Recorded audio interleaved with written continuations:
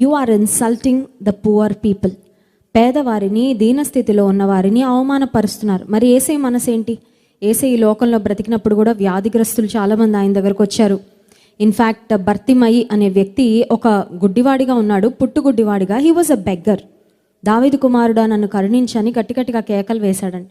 కొన్నిసార్లు కొంతమంది దీనస్థితిలో ఉన్నవారిని, లేకపోతే పేద స్థితిలో ఉన్నవారిని, భిక్షం అడుక్కుంటున్న వారిని చూసి కొంతమంది అసహించుకుంటారు.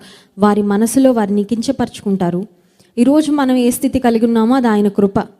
దేవుని కృప లేకపోతే ఆ వ్యక్తి లాంటి స్థితికి మనం కూడా వెళ్ళిపోవచ్చేమో. We never know. ఈరోజు దేవుడు మనకు కడుపు నిండా ఆహారం పెడుతున్నాడంటే, కంటి నిండా నిద్రిస్తున్నాడంటే, ఉండడానికి మంచి ఇల్లు ఇస్తున్నాడంటే, వేసుకోవడానికి మంచి వస్త్రాలు ఉన్నాయంటే అదేదో నా గొప్పతనాన్ని బట్టి, నా బలాన్ని బట్టి, నాకున్న టాలెంట్స్ని బట్టి నేను సంపాదించుకున్నాను అని గర్వించడానికి మనకి ఏ విధమైన అవకాశం లేదు. కలిగి ఉన్నవన్నీ